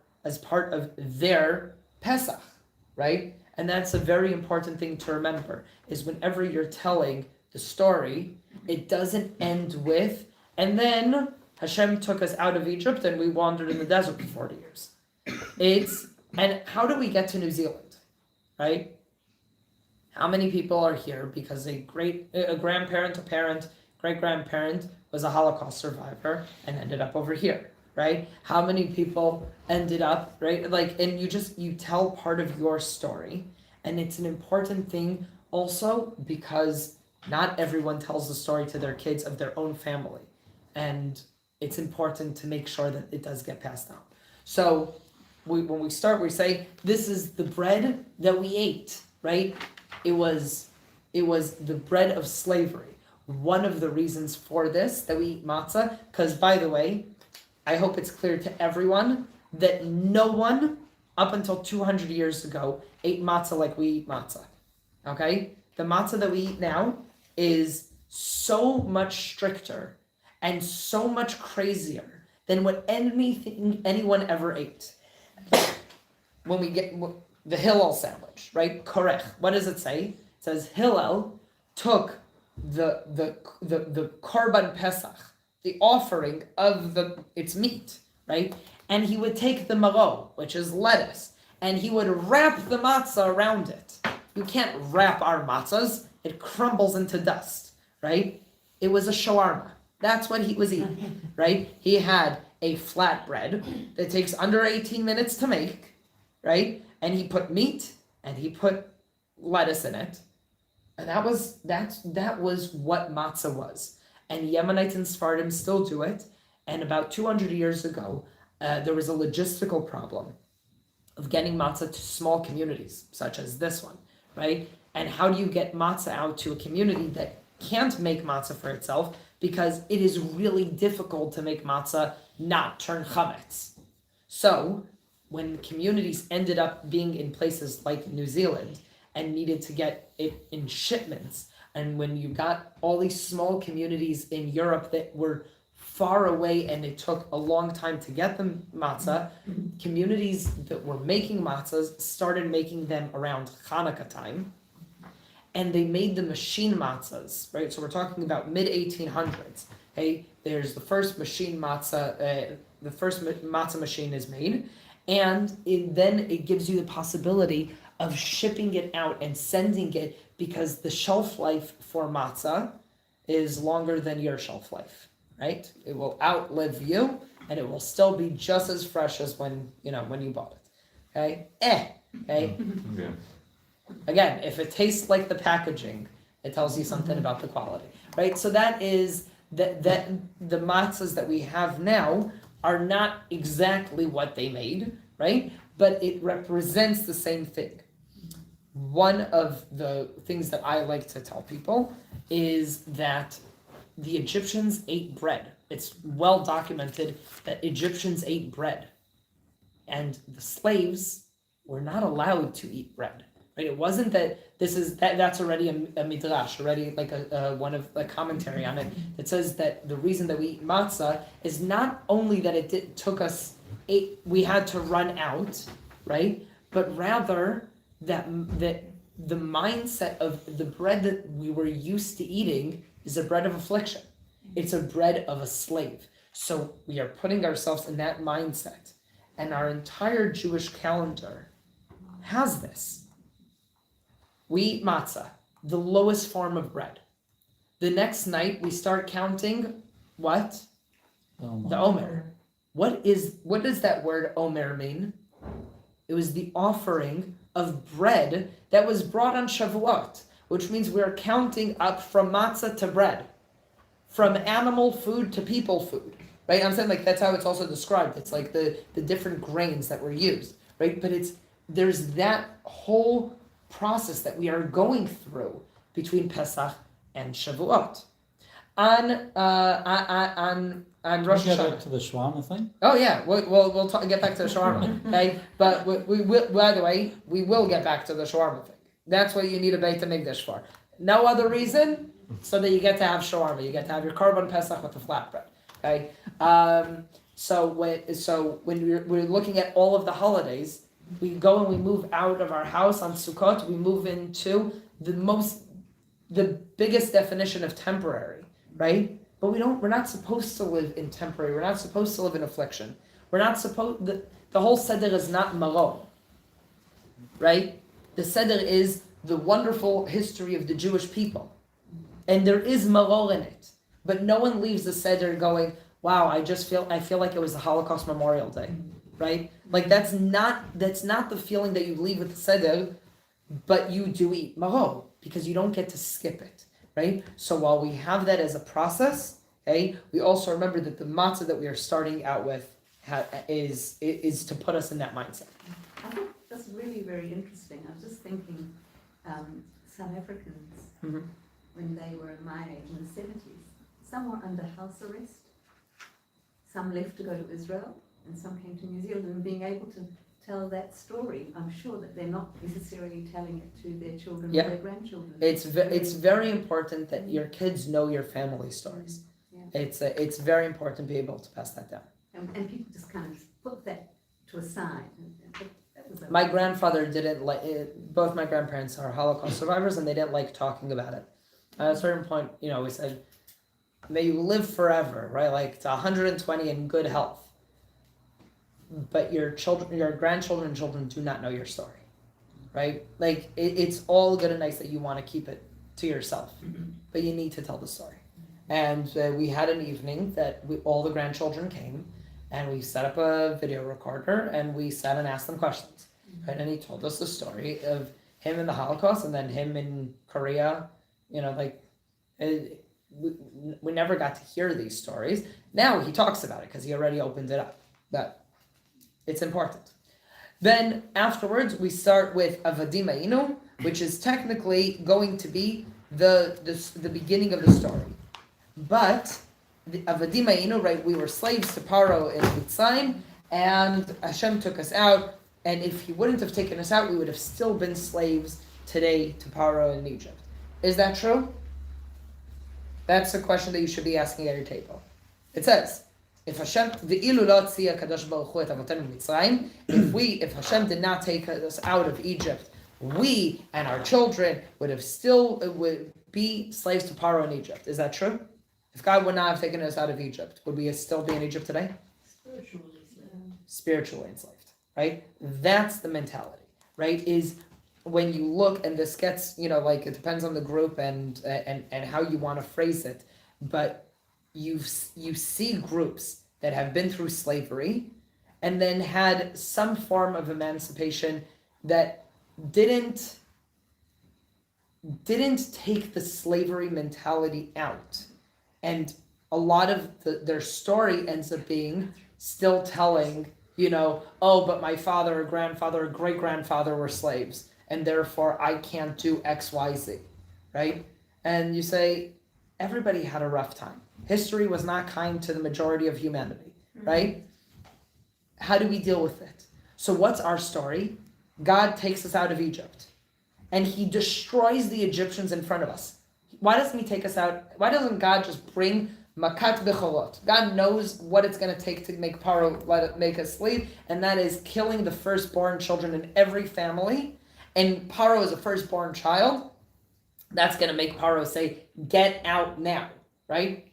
What's with all these games? Blood, frogs, lice, right? It'll be uncomfortable, it'll get itchy, then your flocks will die, then afterwards there'll be wild animals. Why not just get straight to the point? Because it's not just for the Egyptians. It says, we need to see God destroying our masters in front of us. Because if you are a slave and your master says, now you can go, what do? You leave, and then you say, what do I do now? Sell yourself back into slavery because you're looking for a new master? Or when the Egyptians chase us, what do we say? Why did we escape them? It was so good for us in Egypt. Because we're stuck in that slavery mentality. And what ends up happening? God kills them in the sea, in the splitting of the sea. And when God does that, Az Yashir Moshe, then the nation sings. Because only at that point are we in this mindset of, okay, now we're free. Now we are actually free. Free to what? To worship God. We have a mentality of what worship is. Now how do we worship God and not worship people, right? So you can have that as a discussion because it's a very strange passage, right? So at least acknowledge that it's strange. Then the next part of it is, even if we are all wise, we're all big rabbis, we all have white beards down to our belly buttons, right? That is an added part, it doesn't say that, okay? But even if we all know that, we still have a mitzvah to tell the story and tell it in depth, right? And the more you say, the better. The next passage is, it so happened to be that Rabbi Eliezer and Rabbi Yoshua and Rabbi Elazar ben Azar, all of the greatest rabbis of a generation, were sitting and telling the story, right? Until when? Until their students came and told them, our rabbis, it's time to daven shacharit. In other words, they were not sitting in a room with windows, which is another interesting thing. Right? So the first one over here is, they tell us, even if everybody's great rabbis, you still gotta tell the story. Let me give you an example. Here are all these great rabbis. No one over there needed to hear the story again. They all knew all of the Torah by heart. They knew all the commentaries by heart, right? They knew everything there was to know. And they still sat and told the story. Why are they sitting in a windowless room? This is a history fact, not a Haggadah fact. This is, if you look, it says that they were sitting in Bnei Brak. Bnei Brak was the community, the city that Rabbi Akiva lived in. Rabbi Akiva is the youngest of all of these rabbis. He is like the least impressive name in this one. He's the one that we all know from stories of Rabbi Akiva, but in the greater rabbinic world, he's not as big of a deal as the rest of these people.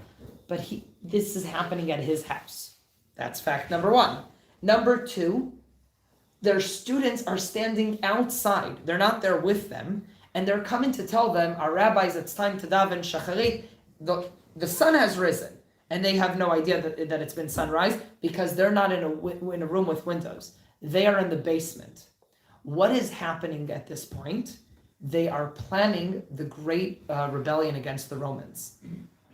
This is the night that they get together, and the student of Rabbi Akiva was Bar Kochba.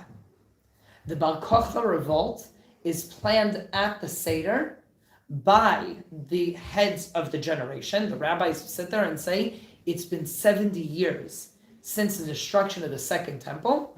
The first temple, after 70 years, we went and rebuilt it.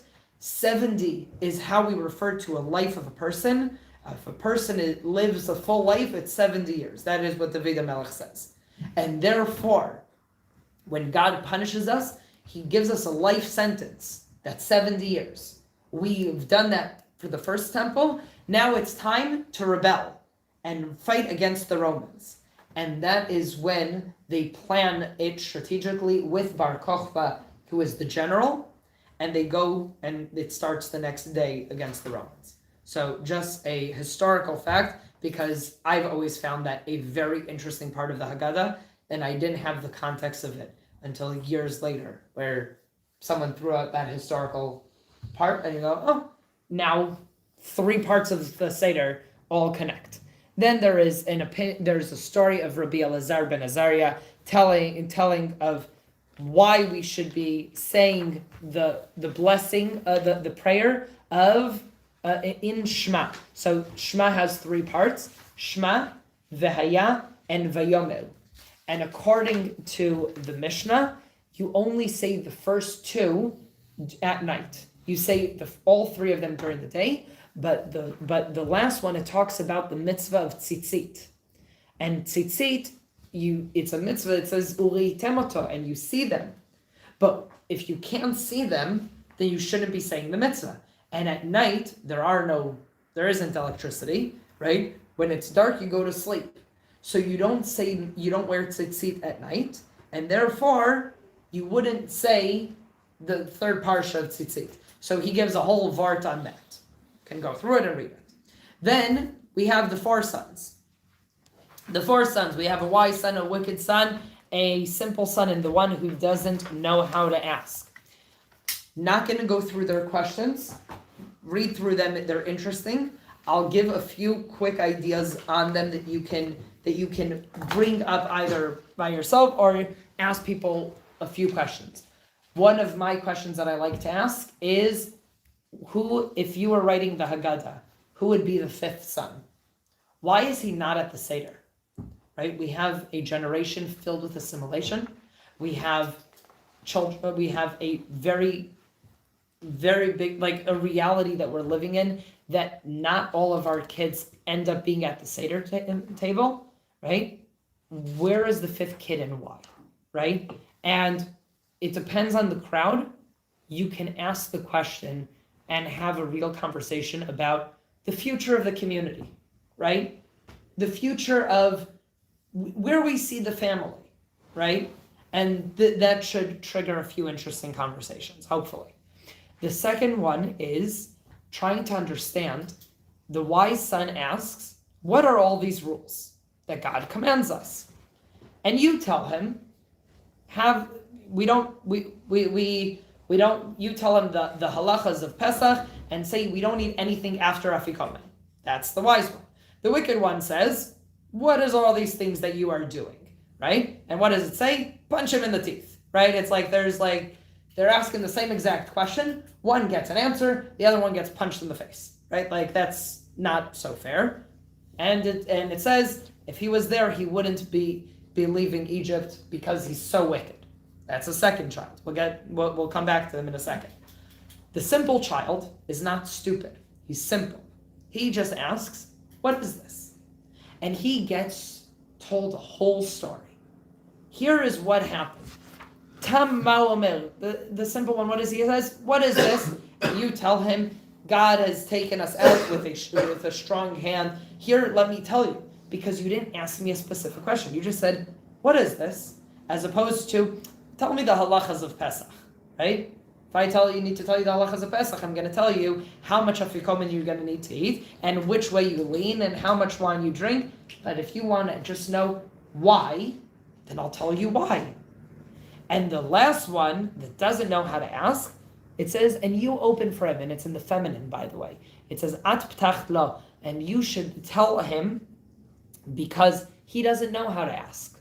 So for my little children, you tell them, you say, we are celebrating Pesach because Hashem took us out of Mitzrayim. Because they don't know how to ask, right? It's like Jeopardy, right? You give them the answer, right? So that they can figure out what the question is. Because the goal ultimately is for them to be asking the questions, right? And if they don't know how to ask questions, then you would say, let me help you think of the question. Now, you can really talk about the 4 sons for the entire Seder and not talk about anything else, and you will have a packed Seder, as it is really, really, really fascinating. This is an educational tool that if you get it, it will help you in your parenting, and there's a lot that you can unpack over there. The wise son and the wicked son ask the same question, yet the wicked son is referred to begin with as the wicked son. He views himself as the wicked son. This is something that we have told him, that we have projected to him. You are not welcome. You are a troublemaker. You don't belong, right? So even when he's asking a question, you know what? Let's say he really is that wicked. He showed up to the table and he asked a question, and the response was, we punched him in the teeth, right? Because we have created such a toxic relationship with him that even when he finally makes it to the table, he's going to be asking questions that are stupid, right? It's like, I'm just going to ask. So while he's asking essentially the same exact question, he's not an idiot. He is the smart son. He's just asking it in a chutzpahdik kind of way, right? Instead of asking, what are all these things that we're doing? He says, what are all these things you're doing, right? So he's asking the same exact question, but he's excluding himself, right? And I've told people a lot of times, I really enjoy talking with teenagers and young adults who come with a real anti to religion and are sitting down to talk with me because they really want to ask me upsetting questions to try to get me upset. Because if they're willing to come and sit down and talk with me, we're already so much better than the 5th child who isn't at the Seder, right? So I'm going back in August. I'm doing a wedding in Israel for an Israeli backpacker who that's how our relationship started. He hasn't done anything Jewish in his entire life. He came to our Shabbos table because that's what you do in Africa. You come to our Shabbos table. It became known, and all the backpackers came. He met his wife at our Shabbos table, and the two of them both have no connection to religion up until that point. And now they told me, they said, we'll do a Jewish wedding if you come to Israel and do the wedding and marry us. So I'm going to Israel to marry them. He sat there and would ask outrageous questions, expecting me to kick him out, right? Because that was his experience in Israel, was religion is politicized, and therefore I'm going to ask things that will upset you. And then you'll fight me, and I will have a legitimate reason to say, I gave it a shot and it didn't work. And I said, oh, that's a great question. Let's discuss it, right? So there's an understanding of if the kid is at the table and he is asking a question, grab it with both arms, right? And don't discourage the question, as upsetting as it may be. The way that they form the question is as stupid of a question, as a basic of a question. Give that platform, and remember that this kid has the potential to be remembered as the wise son next year, not the wicked son. The wise son is not a righteous son. He's just not a wicked son, right? But we're missing that. And there's something very important about that. So Rav Shlomo Karlebach says this. He says, well, look at Rasha. It says, when you look at it, Rasha, what letters is it made of? Resh, Shin, Ayin. Resh, Shin, and Ayin. Okay? So when you're looking at him from the outside, what are the two letters that you see from the outside? Resh and Shin. No, from the outside. The Shin is in the middle. Resh and Ayin. Resh and Ayin. What does that spell? Ra. Ra. What is Ra? Bad. Bad. You look at him and you see bad, right? This is what he looks like from the outside. But what's in the middle? Shin. Shin. Shin, by tradition, it has 3 legs, or 3 heads, and it symbolizes our essence. Avram, Yitzchak, and Yaakov. The attributes that come with it, chesed, charity, gvura, bravery, and emet. So each one of the fathers has their personality that they led with. And it says, Ata hakeh et shinav. For the Israelis over here, what does the word hakeh mean? There's more than one meaning. Darken? Darken. So hit is the classic one. That's what everybody knows. Punch him in the teeth, right? Ata hakeh et shinav, hit him in the teeth. He's asking a chutzpah question, go at him, right? And while that is an educational approach of shut it down because of his misbehavior and all of that, it doesn't work. He doesn't show up to the table anymore, right? We're losing our children. So, Ata haket shinav is put in bold. Put in bold his shin and remind him that he has Avram, Yitzchak, Yaakov. Remind him his neshama is there, right? Remind him that even if on the outside, he has a mohawk and piercings and he hasn't done anything Jewish since his bar mitzvah, right? Since you were physically able to bring him to shul, he hasn't done anything, right? And he is doing everything just to show you, I have nothing to do with your religion anymore. Remind him that in his core he's good. Remind ourselves that in his core he's good. And if you can do that, you can bring him back. Okay? And that was very much a Rav Shlomo Karlebach kind of approach in general. Now, you can take basically any 2 kids over here and make parallels between them. I like, for educational purposes, depends on the group, either talking about the wise and the wicked, the wise and the simple, or the wise and the one that doesn't know how to ask. Those are the 3 parallels that I like to draw, and it depends on the group and how engaging they are. But for me, I very much it's all good. So for me, it's very much those are the parallels that are interesting to draw from. So while the wise and the simple one is very long, and I'm not going to have time to do it tonight, the wise and the one that doesn't know how to ask get the exact opposite responses to proportionate what they're asking. The simple one, the one that doesn't know how to ask, if you look at any animated Haggadah, it's a baby. And it shouldn't be a baby. A little child. Okay? It's what? Usually, so I have a book and it's a toddler.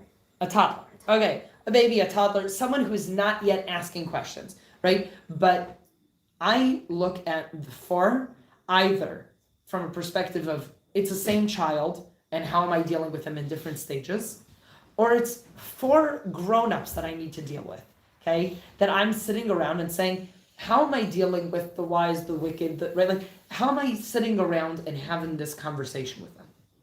So, when I was in yeshiva, I was a volunteer firefighter, which means that I slept very, very lightly because I was in the Jordan Valley and it gets very dry and fires were a regular occurrence and there were minefields between us and Jordan. So if a fire starts, it very quickly spreads into a minefield and things are blowing up and then it's a real mess. Sometimes it will spread till Jordan, then you're in international issues, right? So there's these kinds of things.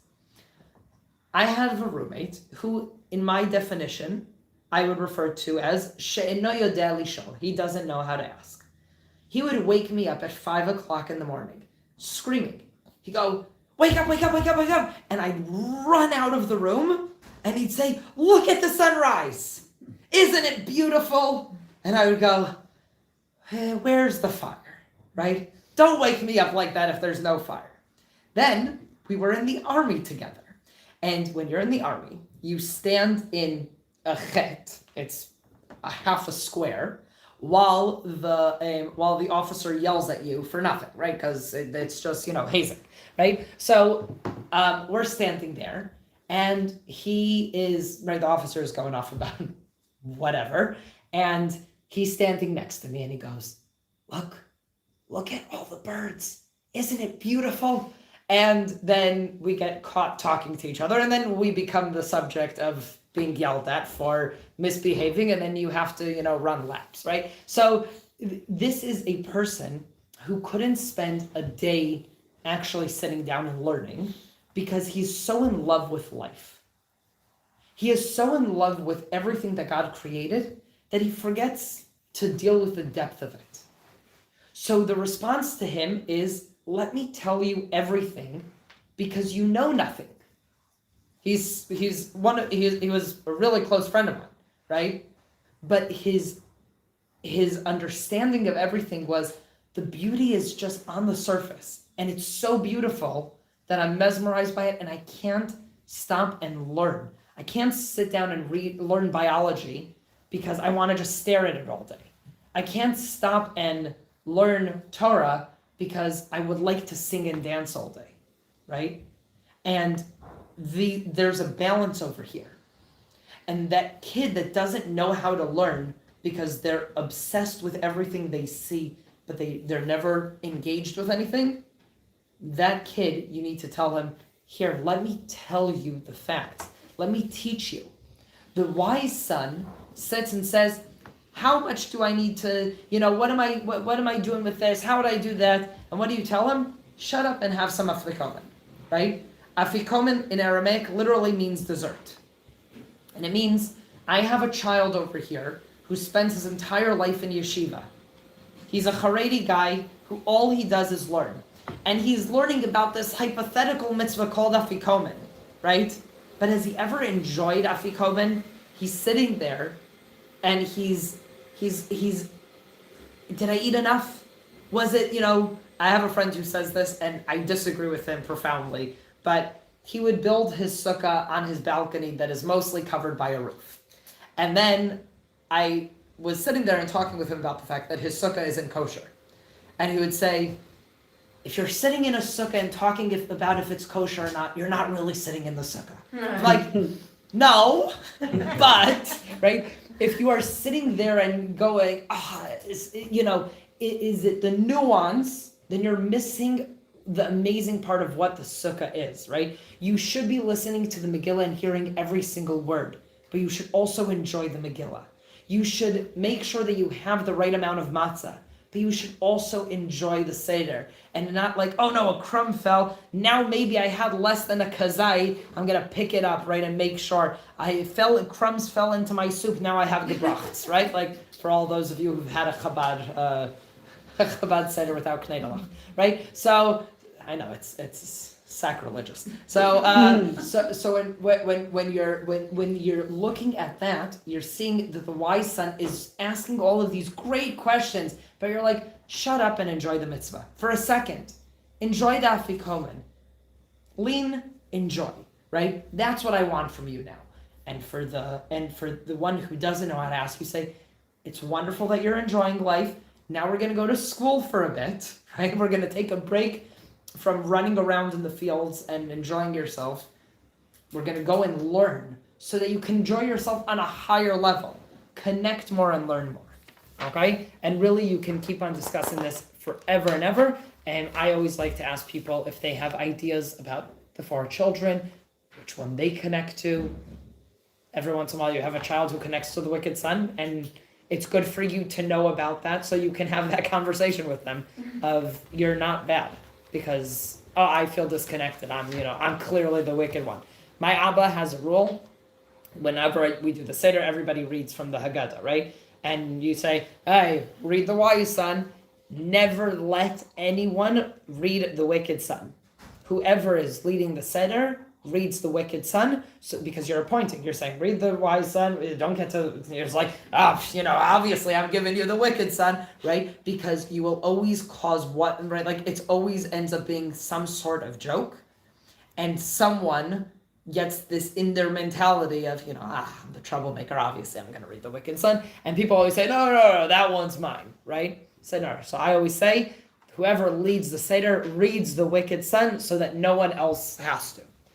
Okay, and then we continue with the with all of the with the sons. Did we skip? Oh, we skipped Manishtana. Okay, we skipped Manishtana. Manishtana is just fun. Have the kids ask questions. The answers are the whole Haggadah is the answers for Manishtana. Why is tonight different? Let me tell you, because of all of these things. Okay, now I'm continuing with everything else. After the 4 children, everything over here, everything is the actual story of the Haggadah. Depending on your group, you should read the entire Haggadah. You should. But, again, more important that people hear, from this point on, that people actually hear the story. So, Mitchila Avdei Avodah Zarah, you actually have to read. Okay, you have to read that. And there's a lot of Haggadahs actually have, like, the words that are in bold, you actually have to read. Everything else is the commentary on it. V'nitzak el Hashem, right? When we cried out to Hashem, you have to read. Where is the part that we cried out? Shene'emar, that it says, and that is more of the commentary. So if you're concerned that you're not going to be able to get through all of it, right? All of the ones of Ani velo malach, Ani velo saraf, while they are important, right? It's more important that you keep people engaged. Afterwards, anyone who wants, I have a screenplay that I printed, that I made for the community in Kenya, and I would pick a few people that were going to be actors, and I gave it to them on the spot, and it becomes some sort of improv. But they have lines, and you just find the most dramatic people at your table and have them act it out. And that tells the entire story. You can also create your own with AI or write something up. It takes really like seconds to do this. This one is actually not my most updated one. This was the one that had the most of the story for people. So anyone who wants, I printed. They're still on the printer, so you can have a copy for anyone who wants. Then we have the plagues. The plagues we announce each one, and we take out with our pinky, right? We take out with our pinky a drop for each one of the plagues. This is a custom to show that, first of all, wine symbolizes joy, and we are taking out a little bit. We are not pouring out, because we're still happy we got out of slavery, but we are taking out little drops. The reasons we take out little drops, the common answer is what? What do we all say? Like the typical one that people say of why do we take out drops? Are you familiar with this custom? Yeah. Okay. Why do we take it out? Because our enemies suffered, and while they had to be punished, be nice without their suffering, right? A little bit of joy. It's a very nice thing to say when you have a lot of liberals at the table. If you don't have a lot of liberals at the table, you can give other answers, okay? But it's a very nice idea. You're taking out a little bit of joy when there is pain in the world. That's not the one that I say. If you want to say it, it makes people feel nice. Okay, and then you have the tzach chav. And then Rabbi Yossi Aglili, all this is songs. Okay, and then you have Dayenu. That's always fun to have people sing.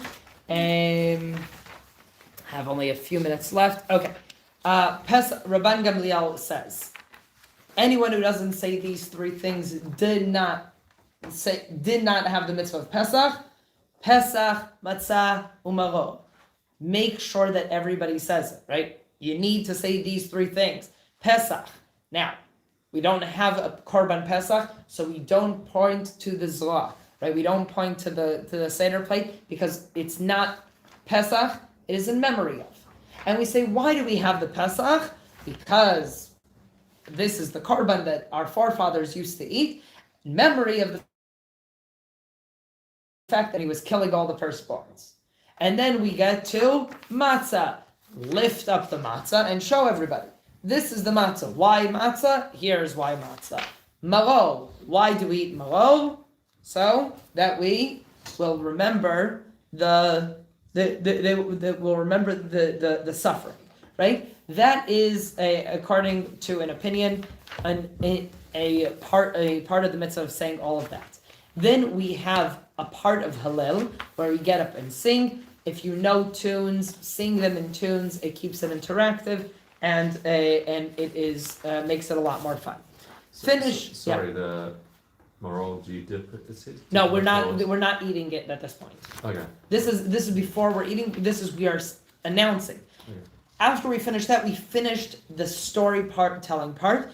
But you can always tell more, and that's part of what the meal is also for. Is I had a nice idea about something. So when I was doing Sederss for 100 people, I would say if anyone has questions, please come to me during the meal, and I will say.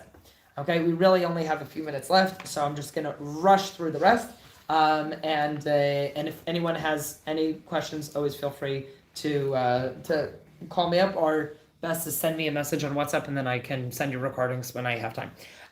So then we drink the second cup, and now we are getting into the meal part. So we get up, we wash our hands, or we wash our hands at the table. Then we say we have two blessings, which means 2 mitzvahs of eating matzah. So we said the amounts that you need to eat is a full matzah for this. Half a matzah for motzi, half a matzah for matzah. So we take that from the top and the bottom matzahs, and we use that. You also, that's not enough for everybody at the table, so we have other matzahs at the table, and you can take it from there. This is just the ones that are covered that you're starting out with. We say that, and we lean, again, to the left while we are eating the matzah. It should take you a few minutes to eat the matzah. You don't drag it out too much, and you're focusing on eating the matzah. Shouldn't be talking during that time, okay? After that, we have the maror, the bitter herbs. The maror that everybody agrees on is lettuce. Horseradish that is added on is another opinion for maror, and a lot of people do that as it's just so much worse, right? So if you would like to suffer more, as Jews enjoy doing, I said that beforehand, before you got here. This is my proof that you're not supposed to have lettuce throughout the year. Is if all the rabbis agreed that it's maror, then we shouldn't be eating lettuce throughout the year. Okay? And then the horseradish on it, not do is you could not dip it in the charoset, because the charoset is sweet. So you're not allowed to dip it in the charoset for the maror. So what does it say? Why does it say that? So, I'm sorry, you're not allowed to eat it with it. What people do is they dip it and shake it off, okay? Is you dip it and shake it off. For the korech, you put it on. The korech is supposed to be a sandwich. So what people do is they'll take it and they'll dip it in, right? And then they'll shake it off. I don't do charoset. I don't do horseradish. So people dip it in and then shake it off so that you're not really getting any of it, because it's supposed to be bitter, right? There are a lot of people who say that you should not be dipping it in at all, right? And just eating it as is. But if you're going to be dipping it in, you shake it off. Then for the korech, and this one you do not do leaning. Then korech is the Hillel sandwich, and that one we do, again, leaning, because it was in memory of the matzah and the meat, and this is how you were supposed to be eating it, right? So we take the matzah and the lettuce, and this you can add in a nice amount of charoset, because this could already taste good, right? And when the Beit HaMikdash will be built again, we will do it also with a nice chunk of meat spread on top, and you can eat it like that as well. Okay? At that point, we finished the parts leading up to the meal. You have a meal, full meal, enjoy, let it drag out as long as you want, however you want to do it. You finish the meal with dessert. Dessert is afikoman. You are not allowed to eat anything after afikoman. So if you are having chocolate soufflés, right? When you finish your chocolate soufflé, you have the afikoman. The afikoman, you got to find it, bargain for it, whatever you do in your house, okay? Take it, you do it behesiva. You need to have a kazait, so you take part of the afikoman, part from a matzah from the table, and you are eating about half a matzah, leaning to the left. Finish this, and you have birkat hamazon. This is the third cup. Birkat hamazon, we're familiar with. We sing, we finish it, and we go and drink the third cup. Fill the fourth cup. Sorry, it's going to be about another 5 minutes before I finish. So you fill up the fourth cup, and we fill up the cup for Eliyahu Navi. A custom that I have heard that I really like is that you pour, you have one person bring the cup of Eliyahu Navi, and everybody pours in from their cup.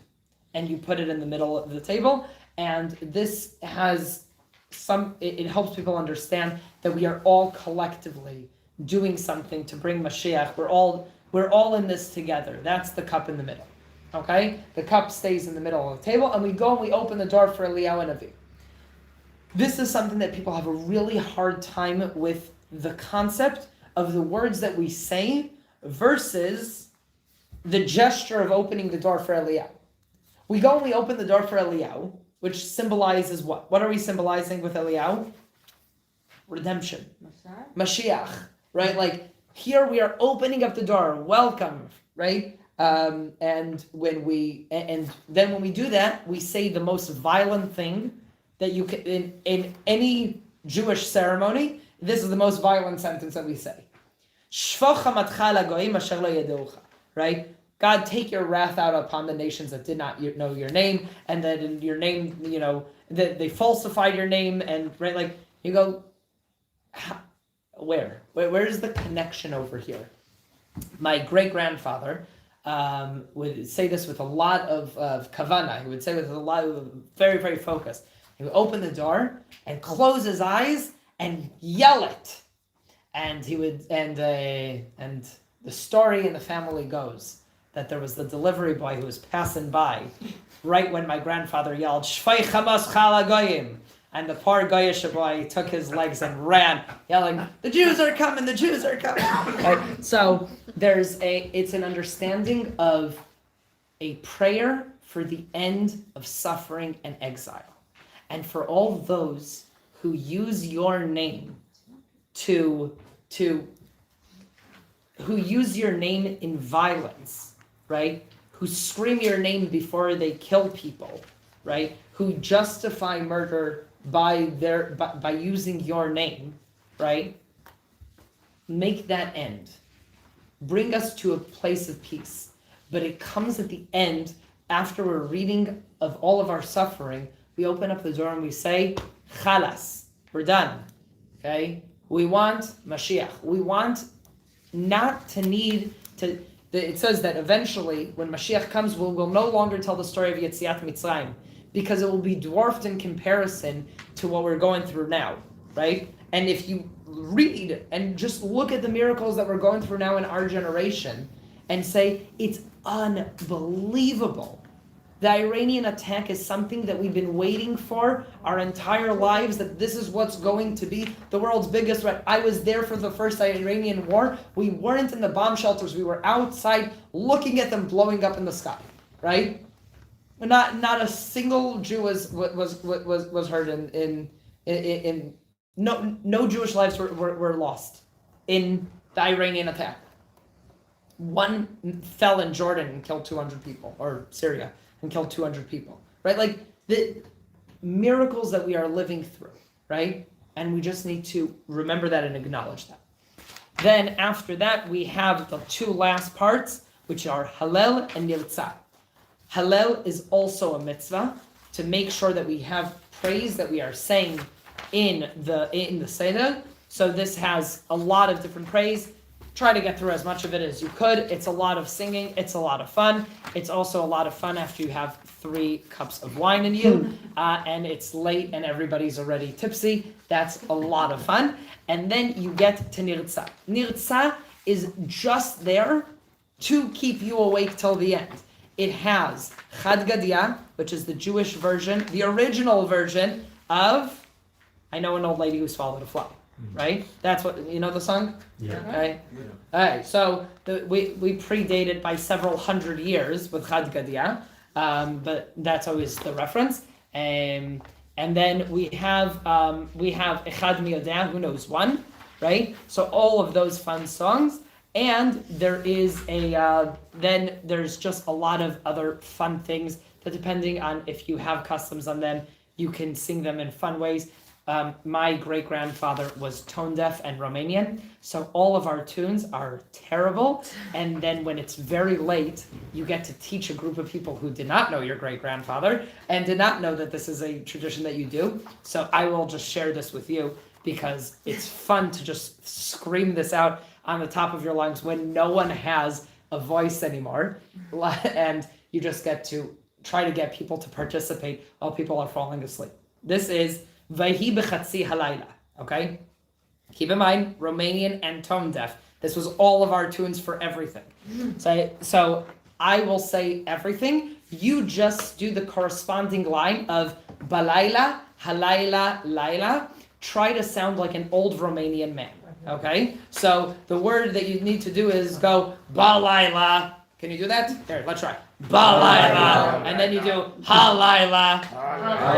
Okay, it's like guttural. Good. So you go Azrov Nisim Ifleta Ba Laila. Ve'Rosh Shmot Zeha Laila. Gel Terek Nitzach Tekeh Nachlat Lo Laila. Vayi B'Chatzi Ha Laila. Right. So you do that with people when everyone's already drunk and tired. Okay. And last year I had a group of Russians, and every once in a while I just yelled, Divushka, davai, balayla! And she was just like screaming on top of her lungs.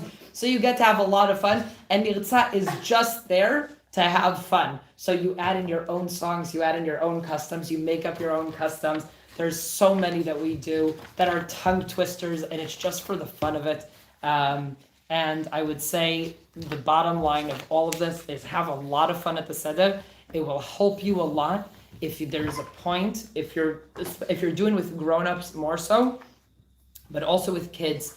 You have a few days now to sit and try to think, what is the point that I would like to make at my Seder?